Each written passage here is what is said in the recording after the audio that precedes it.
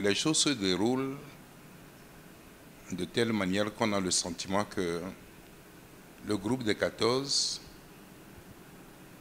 représente la totalité donc, des partis politiques dans le pays. Tel que ça se déroule, c'est ce groupe, ceux qui ont manifesté depuis un certain nombre de mois, qui rencontrent les représentants du pouvoir pour dialoguer.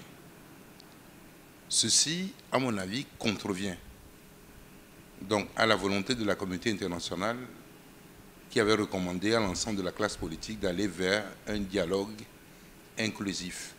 Ceci contrevient également donc, à la volonté du chef de l'État qui lui-même a exprimé qu'on organisera un dialogue inclusif. Or, ramener tous les acteurs qui sont concernés donc, par la crise politique au Togo uniquement entre le G14 et les représentants du NIR ne me semble pas être d'une bonne inspiration.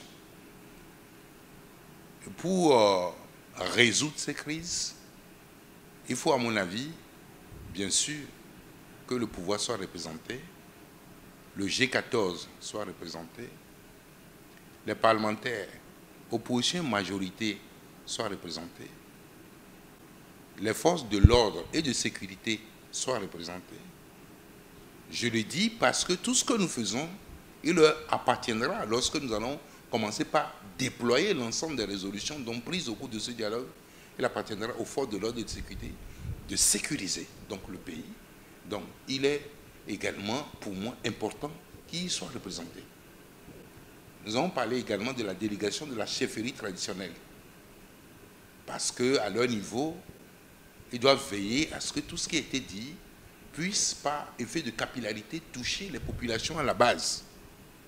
Et nous avons pensé également donc, que les différentes confessions religieuses qui se sont exprimées au cours donc, de cette crise puissent être également représentées. Je pense notamment à l'Église catholique.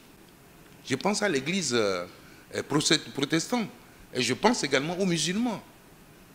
Et puis, nous avons estimé que nous avons un certain nombre de personnalités dans le pays aujourd'hui qui disposent d'un savoir-faire, d'une grande expertise, d'une grande expérience. Je pense notamment, du moins à notre ami Edem Kodjo. Vous pouvez organiser du moins un dialogue et ne pas convier du moins ce personnage qui, lui, va dans d'autres pays pour résoudre les crises. Un personnage également comme Joseph Kokou Kofigo, à mon sens, devait être représenté. C'est lui, à l'issue d'un dialogue, je dirais de la conférence nationale, qui a été désigné comme Premier ministre. Pourquoi a-t-il échoué? Pour que ces conseils-là puissent profiter donc, à ce dialogue et, en tout cas, constituer un avertissement pour ceux qui auront la charge demain d'être appelés à conduire une action au bénéfice de nous tous. Donc, si nous ne le faisons pas comme ça, je ne pense pas que le nouveau contrat social que nous voulons signer au cours donc, de ce dialogue pour prévenir le Togo d'autres crises, parce qu'il ne faut pas oublier que depuis donc, la conférence nationale jusqu'à ce jour, le Togo est en train de connaître donc, le 27e donc, dialogue. Ça veut dire que chaque année, pratiquement, on fait, chaque année, post-conférence nationale, on fait un dialogue chaque année.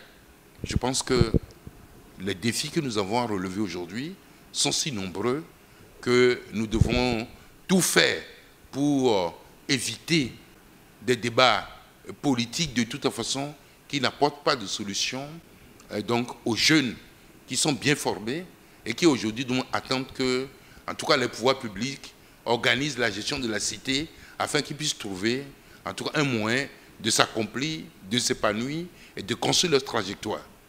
Et donc, voilà, nous, notre point de vue. Bon, maintenant, vous me demandez si on a reçu une invitation. Non, on n'a pas reçu d'invitation. Mais nous sommes aujourd'hui le 12. Dans 72 heures, le dialogue va s'ouvrir. Et pour le moment, de toute façon, on ne sait pas si nous serons appelés ou pas. Mais dans tous les cas, nous suggérons, compte tenu de notre expérience, qu'il vaut mieux englober, qu'il vaut mieux donc avoir une démarche systémique qui appelle tout le monde.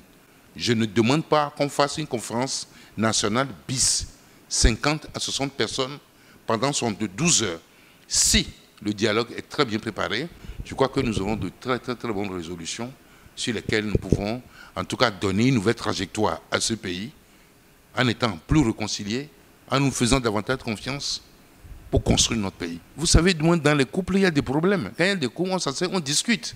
Mais dans le contexte actuel, où pendant pratiquement 6 mois, les gens marchent, les gens réclament, font des revendications, et tout cela a des effets collatéraux sur l'ensemble de l'économie, je pense qu'il est temps qu'on s'asseye.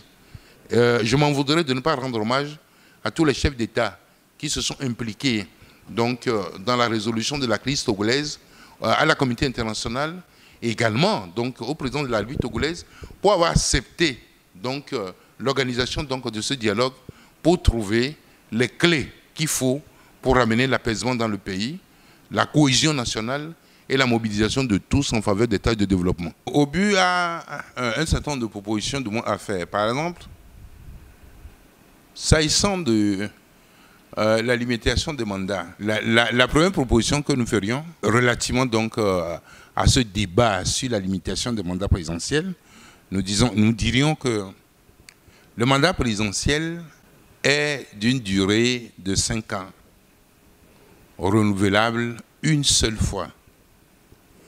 En aucun cas, nul ne peut faire plus de 2 mandats consécutifs. Maintenant, sur un autre chapitre, nous pensons également que, et ça c'est une innovation, que lorsqu'on organise un scrutin, quand le taux de participation est inférieur à 30%, nous pensons qu'il faut annuler le scrutin et convoquer, si vous voulez, un nouveau scrutin, parce que 30% de taux de participation n'est pas suffisant pour valider une élection. Ça se passe dans d'autres pays aussi. Et ça aussi, oblige, si vous voulez, le citoyen à accomplir donc, son devoir civique.